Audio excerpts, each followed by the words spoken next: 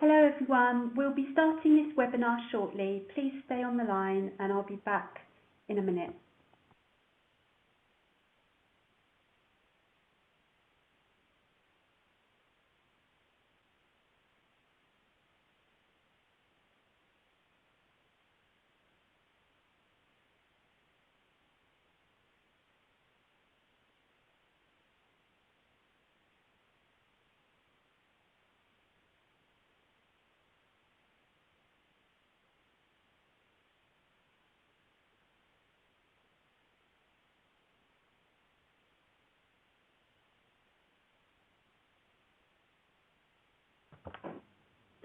Welcome everyone to today's webinar, The Anatomy of a Hack, Perception versus Reality.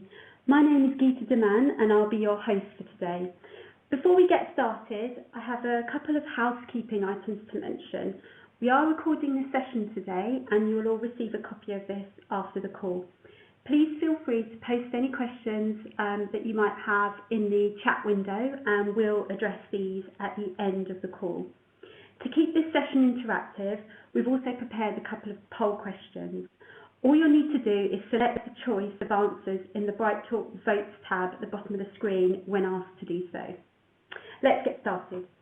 As you might be painfully aware, the number of data breaches has skyrocketed in recent years, with global cybercrime-related damages expected to exceed $6 trillion annually by 2021. Cyber attacks are rarely carried out by highly sophisticated coders gone rogue using advanced techniques to hack organisations' perimeters. In reality, it paints a very different picture. Cybercriminals are simply logging in by exploiting weak, stolen or otherwise compromised credentials. Implementing an effective enterprise security strategy requires an understanding of hackers' tactics, techniques and procedures, often called TTPs. More on this later.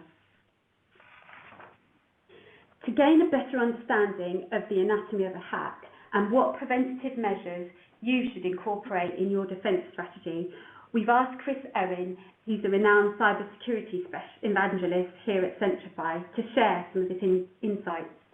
Chris has over 15 years' experience in privileged access management, having started his career at Capgemini, where he was an integral part of the team at the time, working on the world's largest PAM deployment. Since then, Chris has worked at various PAM and ID management company organisations, including Quest Software, CyberArk, and Beyond Trust, where he has led the solutions engineering team across EMEA and APAC. Glad to have him on our team. Welcome, Chris, and over to you.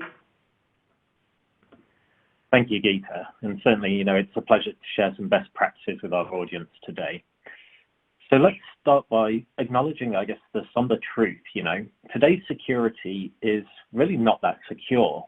Despite spending an expected $133 billion on IT risk and management in 2020, we're still seeing 66% of organizations getting breached, and worse, they're breached on average 5 or more times in a 12-month period. Ultimately, we know that the state of security at this point in time needs to be better. So we're going to start to have a look at what are the controls that we can put in place, what are the kind of methods that attackers are using. So first of all, we're going to start with a poll.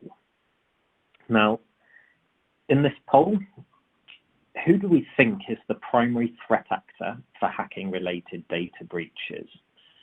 So you have the choice of selecting one of 4 options: the activist, nation-state-sponsored attacker, organized crime, or system administrator.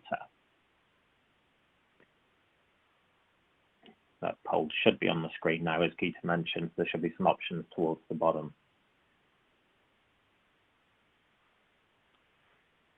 So again, who do we think is the primary threat actor for hacking-related data breaches? The activist, nation-state-sponsored attacker, organized crime, or system administrator?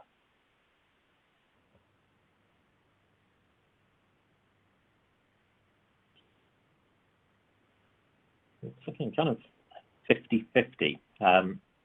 So many people think kind of the activist. Change it slightly. But I think many of you have gone with the system administrator kind of choice. Some relating to organized crime as well. So leading the way with 75% certainly is the system administrator at the moment, and varying degrees below that around kind of activist, nation-state sponsored attacks and organized crime.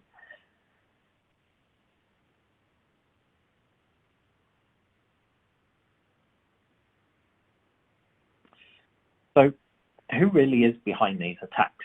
You know, if we watch Hollywood movie storylines, they make us believe that legions of cyber soldiers are sitting in a room to attack the victims, and if not a state-sponsored attack, at least it's the hoodie guy, right?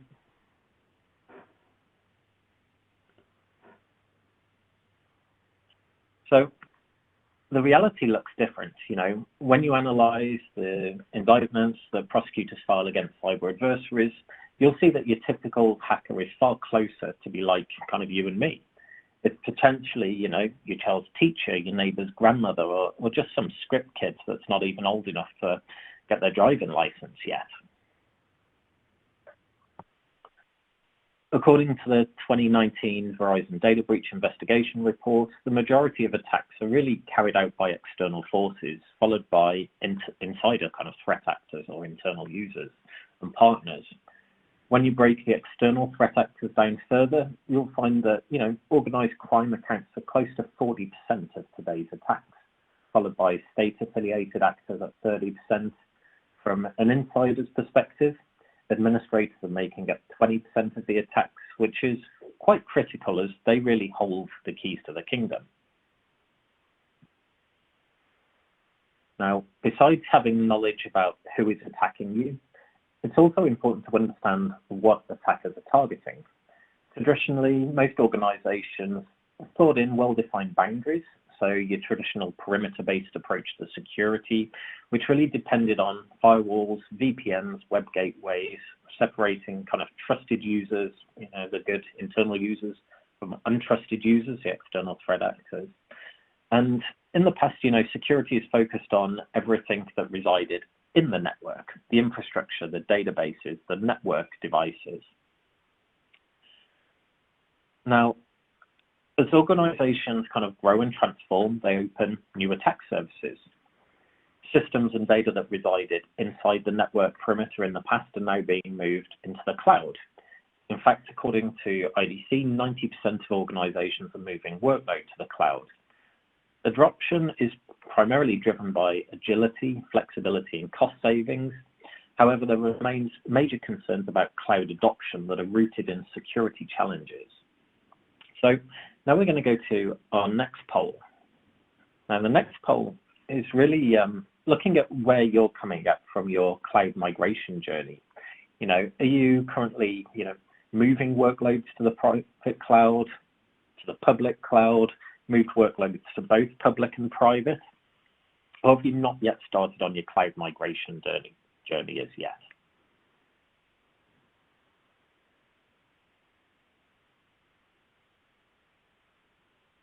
Again, this is looking at really where you're coming up from your cloud migration journey. Have you moved workloads into the private cloud, moved them into public cloud? So this could be AWS, Azure, GCP. Have you got a little bit of public and private cloud, or are you not yet looking at the kind of cloud migration journey?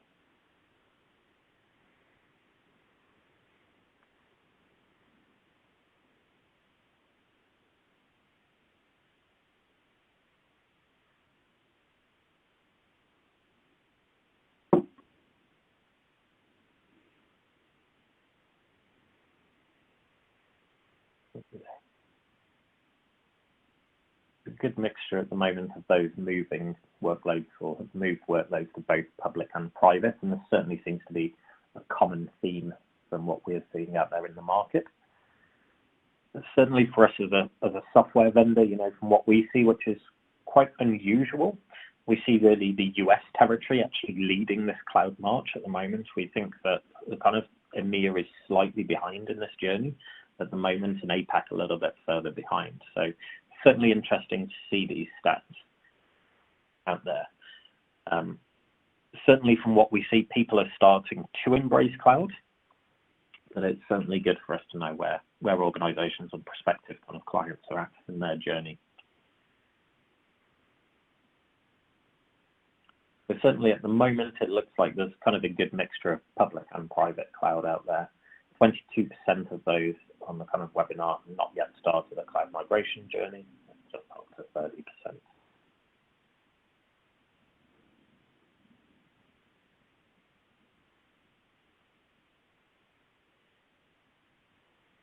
Okay, so in reality, you know, wherever you are, there's really no way of avoiding moving workloads into the cloud.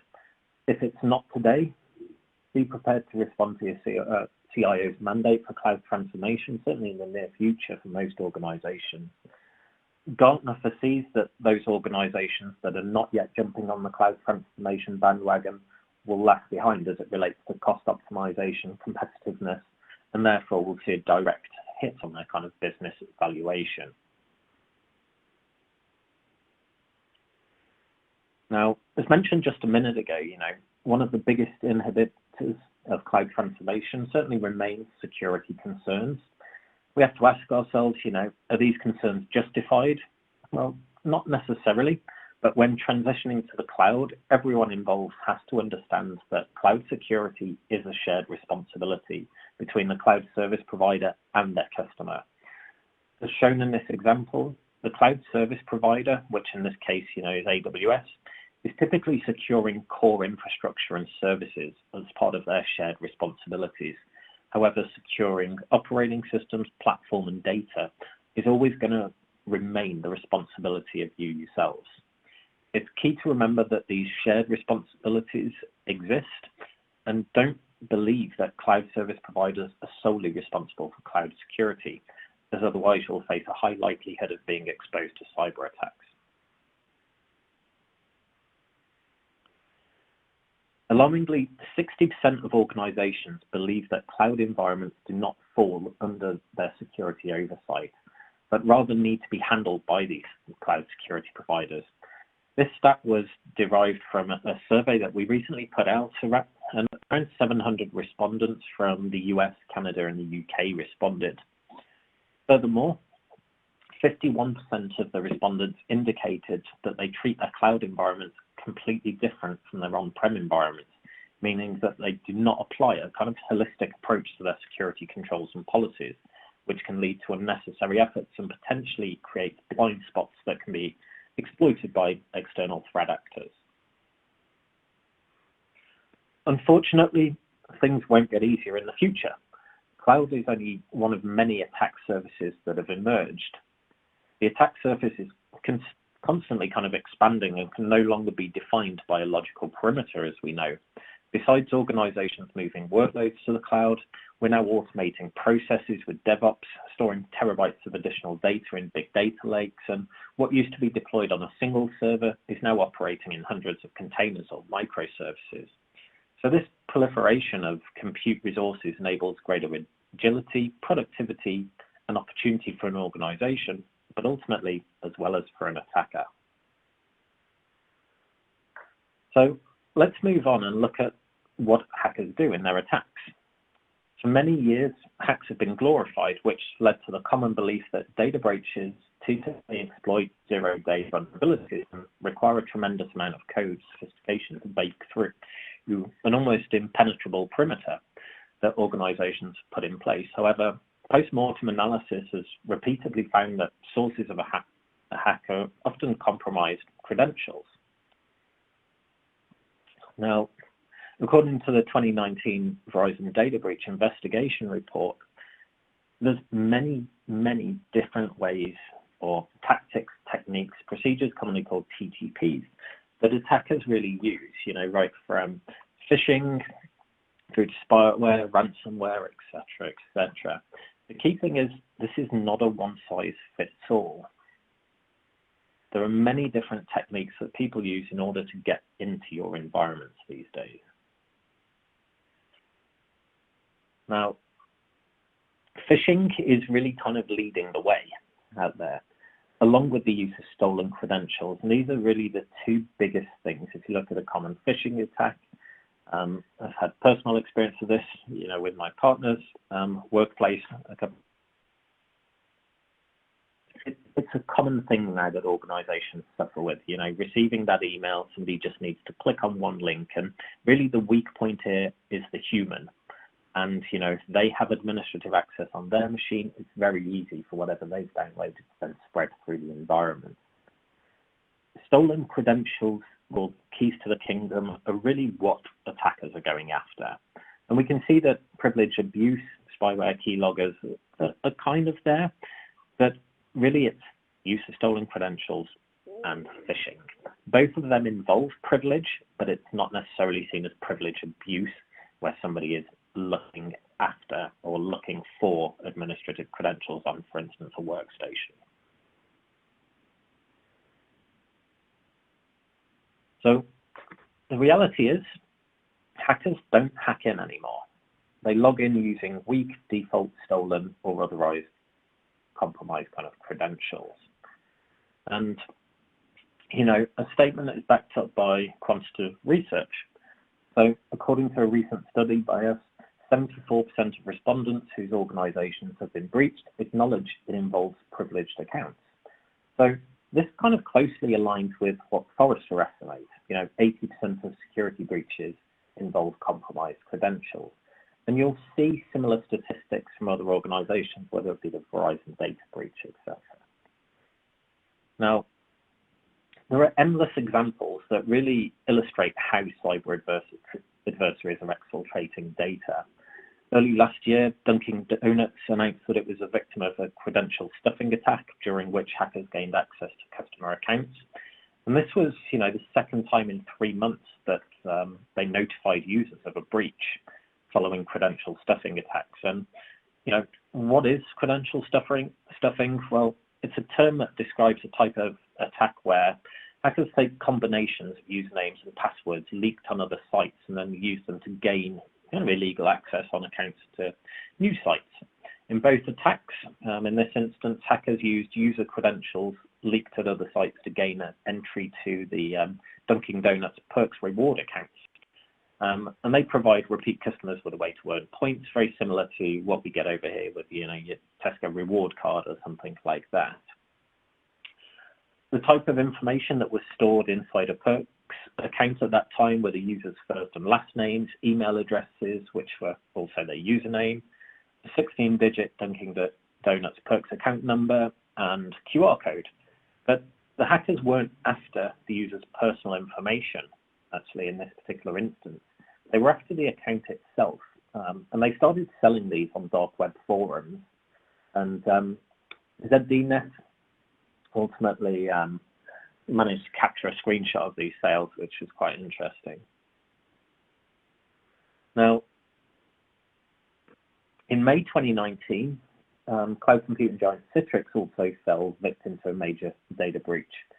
So they were hit for, I think it was an estimated 6 to 10 terabytes of confidential internal information.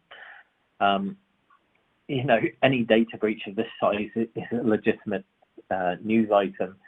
The Citrix one was noteworthy, though, as the software company provides cloud services to the US military for its shared services center, and it's one of the DoD's approved vendors. Now, it's thought to have been perpetrated by Iranian hackers in a group called Iridium, and they're believed to have ties to the country's government. And what happens, or what appears to have happened, is they've forced their way in with a tactic known as password spraying. So this is really a technique that exploits weak passwords, ultimately. All indications are that the purpose of the attack was to get information about the US government and their contractors. It would be pretty prudent for any companies making use of Citrix software or services to certainly review their security policies.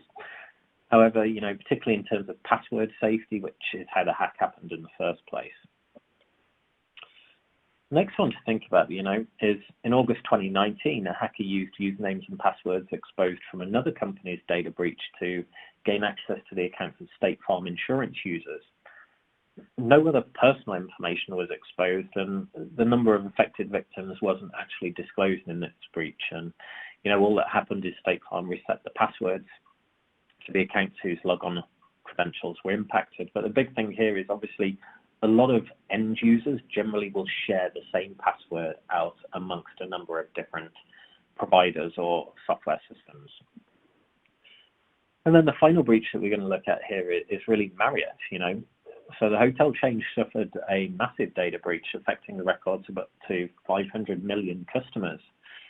The information accessed in this particular breach included payment information, names, mailing addresses, phone numbers, email addresses, and even passport numbers.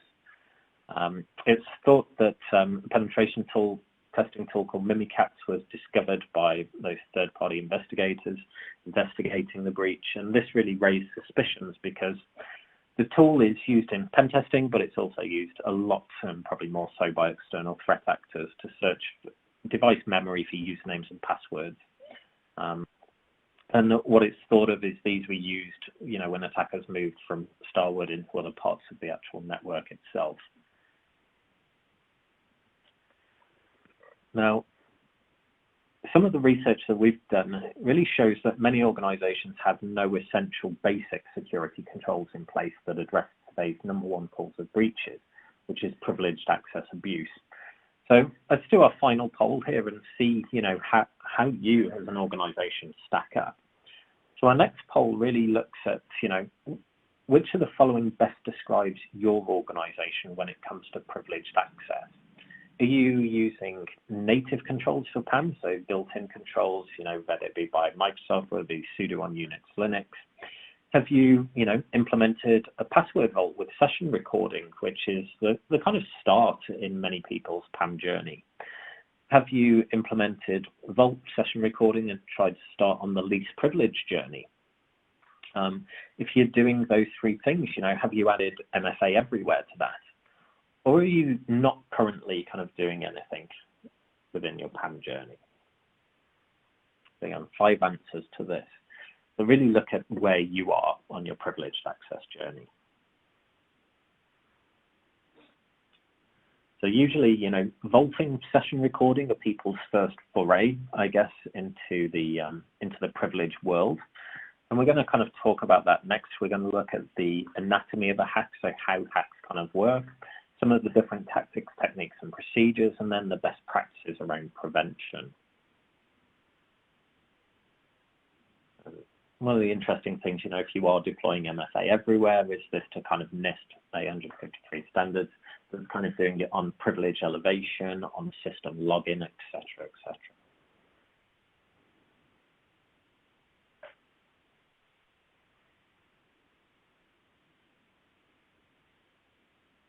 This is quite interesting results so far, because I've always thought, the EMEA market and the APAC market, certainly EMEA, have been ahead of the US in terms of their PAM journey itself, whilst the US is ahead in cloud. But the results are a little bit kind of skewed, I would say. There's a good spread between those that are doing kind of basic vaulting session management, those that are doing least privilege on top with MFA everywhere, and then there's some that don't currently have a PAM solution in place. So let's look at this. Ultimately, these shortcomings expose organizations to inherent risk. Ultimately, you have to keep in mind that when a privileged account gets compromised, it allows the cyber attacker to ultimately impersonate a legitimate employee or system and carry out malicious activity without being detected as an intruder. Once hackers compromise a privileged account, they can typically roam at will across an IT environment to exfiltrate data and cause damage. So the reality is, it only takes one compromised privileged credential to impact millions. So understanding hackers' TTPs provides a roadmap for aligning preventative measures with threats. In this context, organizations really need to recognize that perimeter-based security, which focuses on securing endpoints, firewalls, and networks, isn't enough. Certainly, Defense in Depth tells us we need those controls, But identity has become the new security perimeter and battleground for mitigating cyber attacks that impersonate legitimate users. Enforcing least privilege-based controls by verifying who is requesting access, the context of the request, and the request of the access or risk of the access can prevent many account compromise attacks. Now, there are different versions of the cyber attack kind of life cycle, or kill chain as it's known, but all of them basically contain three major phases and are applicable to both external and insider threats. So it's all about compromise, which is getting the initial foothold, and there are many different ways that attackers go about doing this. Then there's exploration, so gaining elevated control and moving laterally throughout the environment. And then exfiltration, so how do we get data out? How do we cover our tracks? So let's look in more detail about the first phase of an attack. Most of today's cyber attacks are really front-ended by credential harvesting campaigns. Common methods for harvesting credentials include the use of social engineering techniques, password sniffers, phishing campaigns, digital scanners, malware attacks, or any kind of combination of these. Cyber criminals also take advantage of millions of stolen credentials being sold on the dark web. Once in possession of stolen, weak, or compromised credentials, the attackers are really leveraging brute force, credential stuffing, or password spraying campaigns to gain access to the target environment. Since the account compromise attacks can bypass the most hardened security perimeters, organizations really need to change their mindset and apply a zero trust approach, which assumes that attackers are already on the inside. This then enables kind of influence within a security organization's security architecture. So let's look at an example. Password spraying is essentially a more refined version of credential stuffing from a word list. The hackers will create a specific list of passwords to try based on known complexity policy of their target. The passwords in the list will usually be ones that are commonly used or that have been associated with previous leaks relating to the target organization in some way. The hackers also usually have a list of known usernames to work from, and these are usually obtained from public email addresses. They then try each password with each username once before starting over, and this really is a bit more refined approach that allows hackers to avoid triggering automatic lockouts from too many failed login attempts. So what steps can we take to minimize your initial cyber exposure here? So certainly the first thing is security awareness training. And this should be done on a periodic basis, whether it be every kind of 3 months, every 6 months, or once a year. If you use shared root admin accounts, at least vault them, put them in there, rotate them on a periodic basis. The ultimate best practice, though, is to consolidate identities, get rid of these identity silos, which really increases accountability and visibility into what you have out there. So now let's move on and look at what bad actors do to gain elevated control and move laterally within an environment.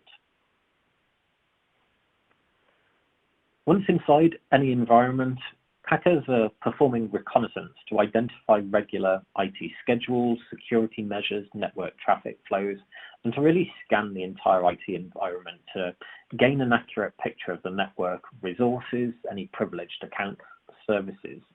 Domain controllers, Active Directory, and servers are prime reconnaissance targets to hunt for additional privileged credentials and privileged access.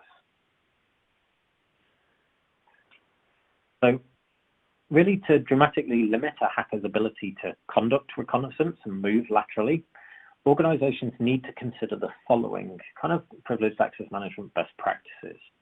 The first one is applying multi-factor authentication everywhere.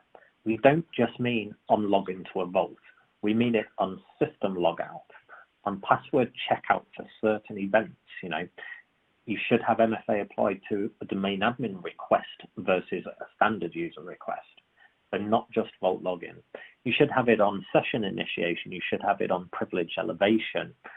And MFA everywhere, it's not there to get in a user's way. It's really there to enhance security. You can now go with things like biometrics as well. Another concept is just-in-time privilege. So there's a term that Gartner has called ZSP, or zero standing privilege. Rather than using least privilege that has a static policy, have a role that users are added into, removed, that gives that privilege. So even if that user is compromised, the attacker still has zero privilege applied to them at that time. And then finally, just enough. So grant users just enough access at just the right time. Don't give them any more than they need or for any established period of time. Now, a couple of other things to best practice, prevention, or to best practices of prevention, should I say. Establish access zones. So really you're looking at limiting lateral movement at this point within an environment. You should leverage a secure admin environment. What do we mean by this?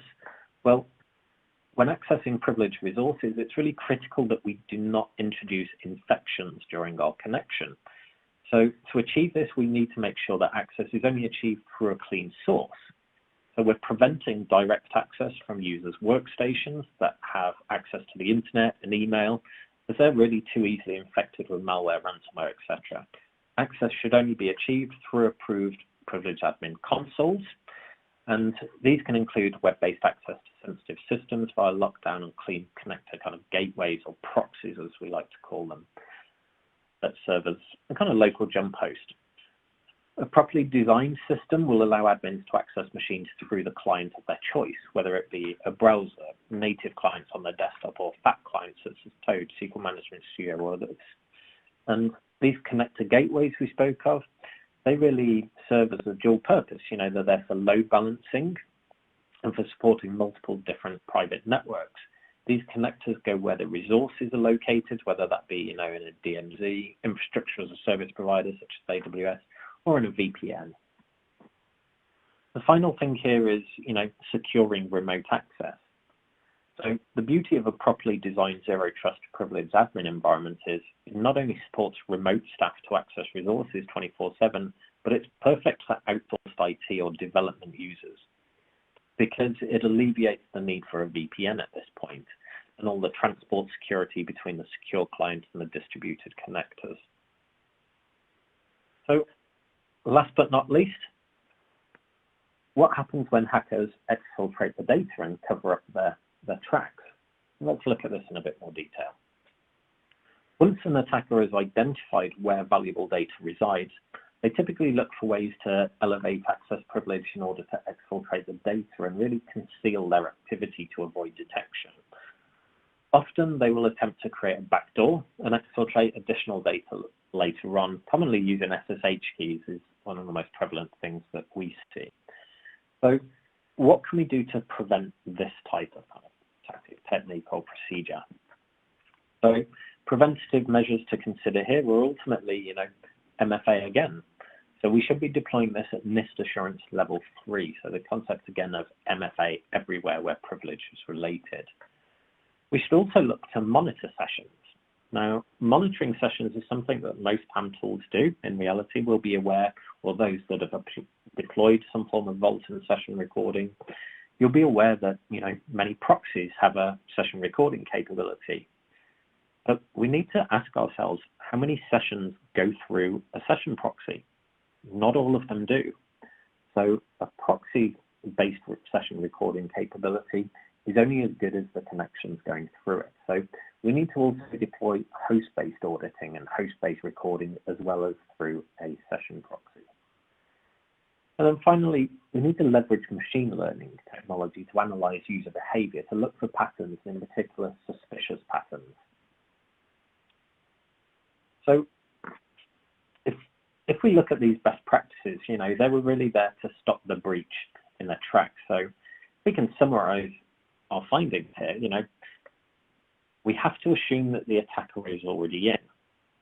If we apply MFA, just-in-time access, just enough privilege zones in a secure admin environment, there is no ability for that user to move around laterally within an environment. Again, in order to stop somebody kind of exfiltrating data, if we're applying MFA, that user cannot verify the task that they're trying to complete.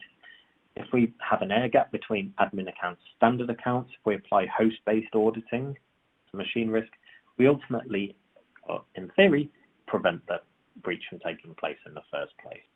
And, I don't want to say that any solution here is a single kind of silver bullet. It is not. We're talking about security controls and defense depth. Yeah. So how do you put all of these pieces of the puzzle together? What's the kind of framework that provides you the biggest bang for the buck? Also the term goes.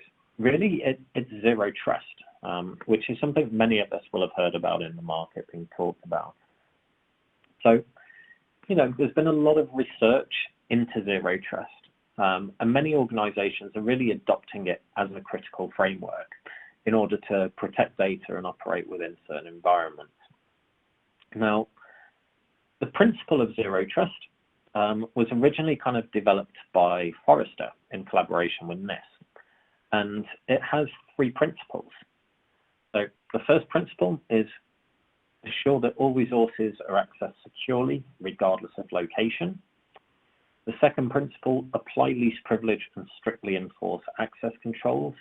And the third principle is audit everything. So instead of the old mantra, trust but verify, zero trust takes never trust but always verify as its guiding principle. So nowadays, zero trust has really evolved into a security concept anchored on the principle that organizations need to proactively control all interactions, whether that be between people, data, and information systems, to reduce security risks to acceptable levels. Zero trust is being used by organizations to drive strategic security initiatives and enable business decision makers, IT leaders to implement pragmatic prevention, detection, and response measures. So according to IDG's 2019 Security Priorities Survey, 71% of security-focused IT decision makers are aware of the zero trust model, with around 11% actively using it and 8% actively piloting. Now, the original concept of zero trust was based on kind of a data-centric network design that leveraged microsegmentation to enforce more granular rules and ultimately limit lateral movement by attackers. So we'll see vendors such as Palo Alto with their zero trust kind of network model. But since its inception in 2010, it's really evolved, and that really encompasses today's ever-expanding attack surface and therefore covers not only workloads, networks, devices, data, but also now people and identities. And there are really many different starting points to this zero trust model, and there's a number of great vendors out there that are now talking about zero trust as a methodology. So, as we've just said, there are many starting points, but really one driving principle should be the fact that the easiest way for cyber attackers to gain access to sensitive information is by compromising a user's identity. Things get even worse if a stolen identity belongs to a privileged user who has even broader access or the keys to the kingdom. So it makes sense to really begin this zero trust journey where you can get the most bang for your buck, which is identity-centric privilege management. So the good news is that the market is starting to understand that privileged abuse is the #1 attack vendor, and it has been for a couple of years now. Gartner have consistently listed PAM as one of their top 10 information security projects, whether that be in 2018, again for 2019, and it's expected to be again this year. And Gartner really slated PAM as the second fastest growing information security segment last year. Now, there are different ways in which you can approach privileged access management, with many organizations focusing on a vault-centric approach. However, taking today's threat scope into account, where you have to assume that the threat actor already exists on your network, you have to apply zero trust principles into this. So you should really be taking an identity-centric PAM approach, which is founded on zero trust principles. So never trust, always verify, enforce least privilege. In the context of PAM, zero trust requires establishing a root of trust and then granting least privilege access based on verifying who is requesting access, the context of the request as well as the risk of the access. And by implementing, ID-centric PAM, organizations really minimize the attack surface, improves the audit trail, compliance, visibility, and ultimately reduces risk. So what does this actually mean? Establishing a root of trust. In order for systems to enforce an authoritative security policy, each system has to securely establish a unique identity with the authoritative security management platform. It's no longer acceptable in today's threat landscape to allow management systems to use anonymous access accounts or injected credentials, like it typically happens with voltage shared superuser credentials. They can't be strongly verified for security operations. The next step really is verify who.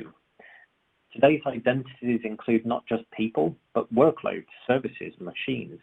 Properly verifying who means leveraging enterprise directories and identities for the authentication and authorization process.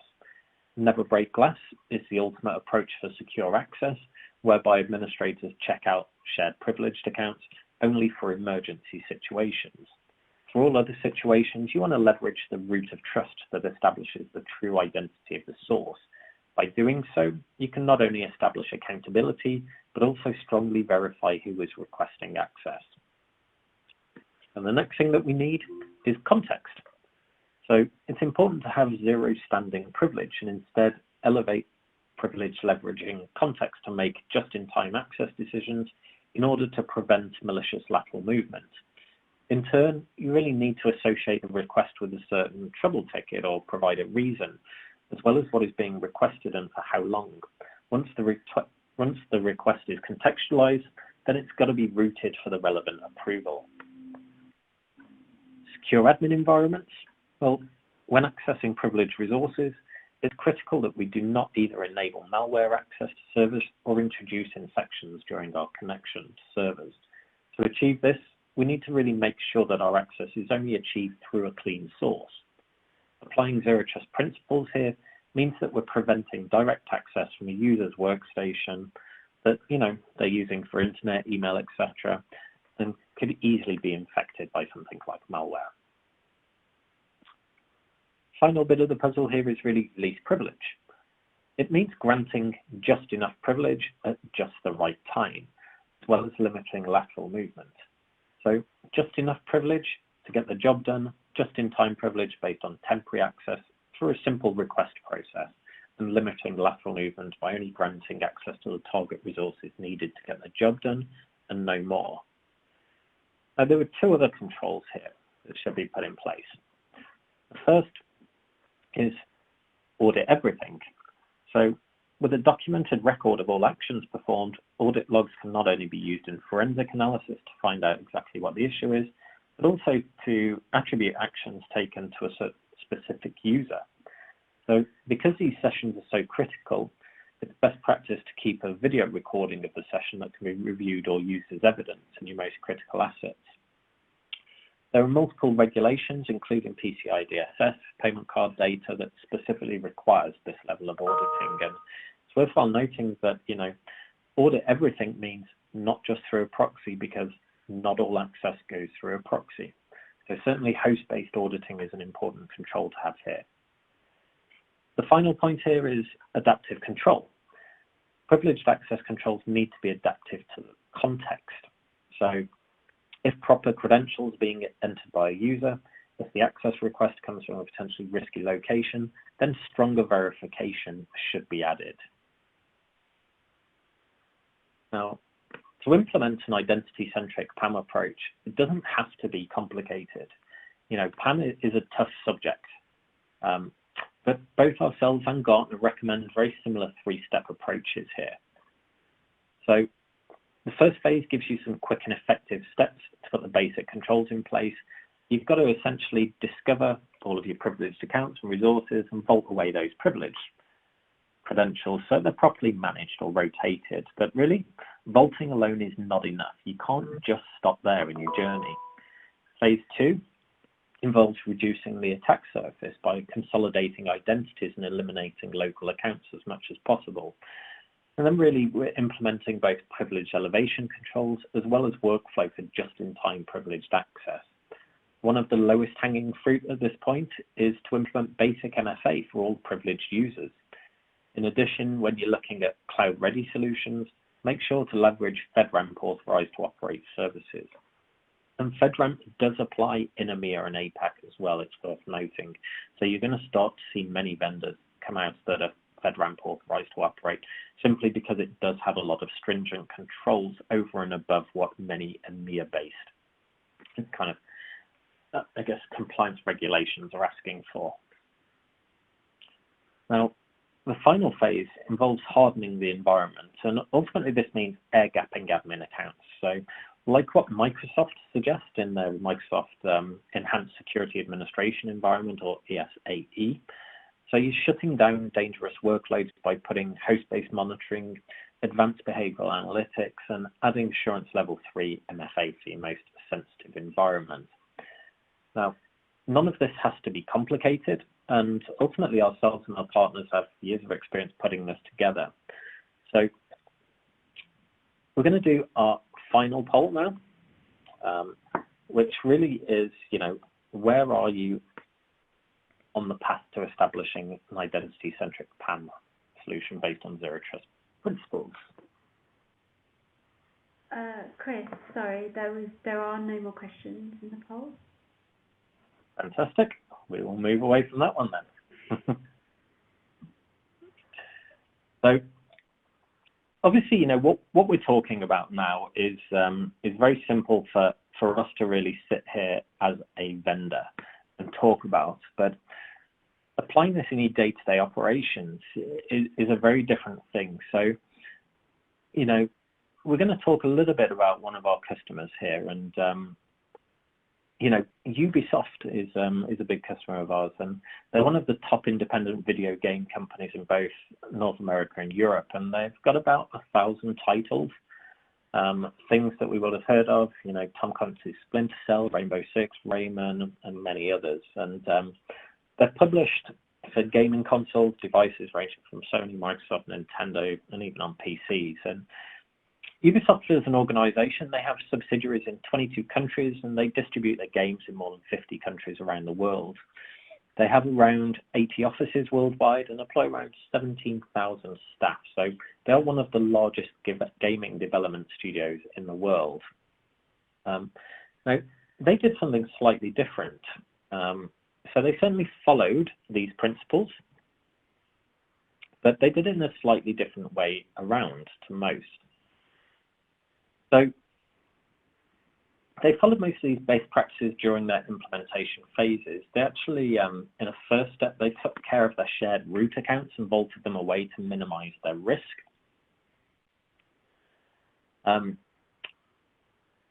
They leveraged a kind of proxy-based monitoring capability to then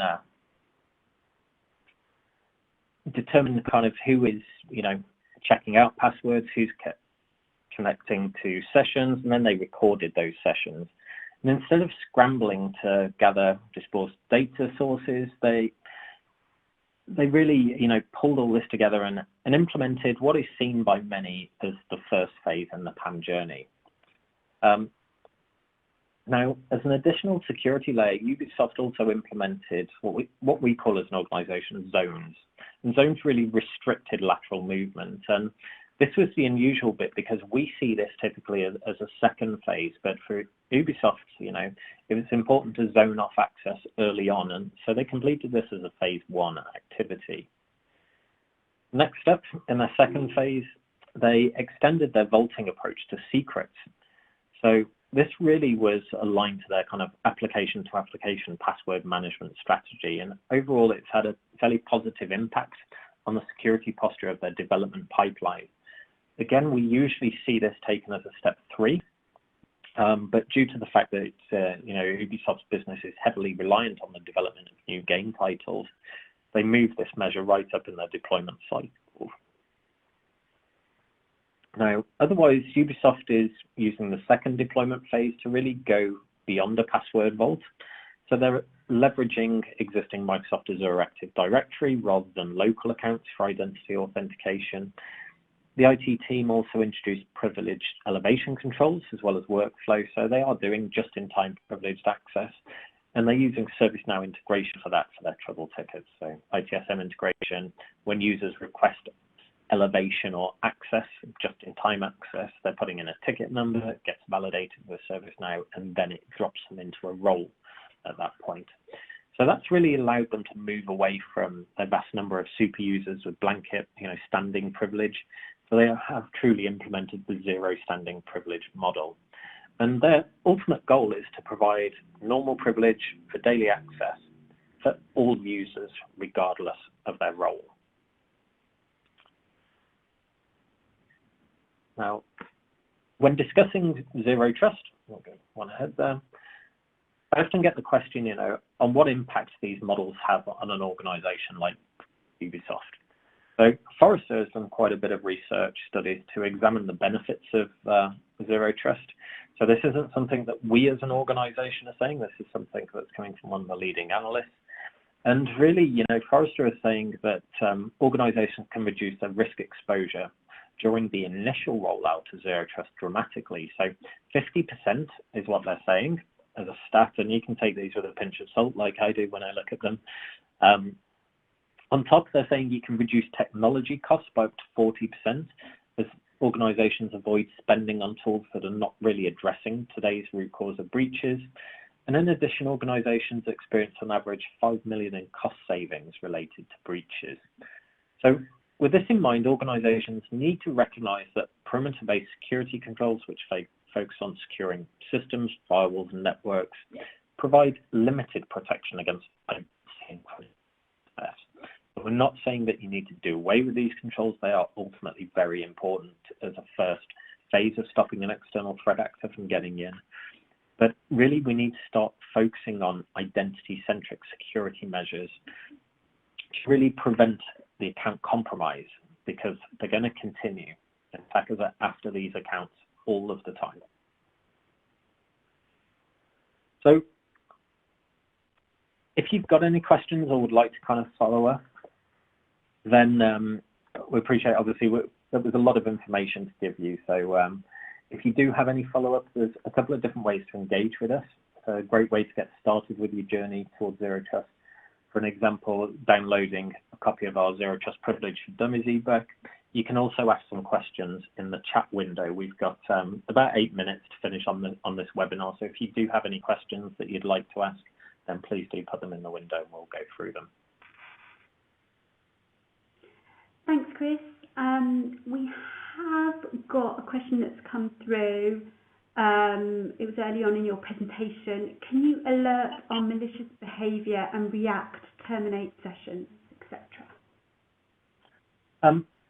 Yeah, we actually like to go one step further than this. So we do actually have, for instance, the ability using our adaptive authentication or adaptive MFA. So we can look at risk early on and prompt for an additional control.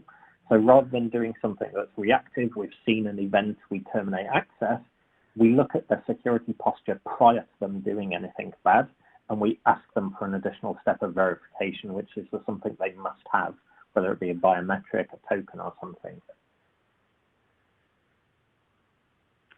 Great, thanks. Got another one come through. You mentioned identity-centric PAM.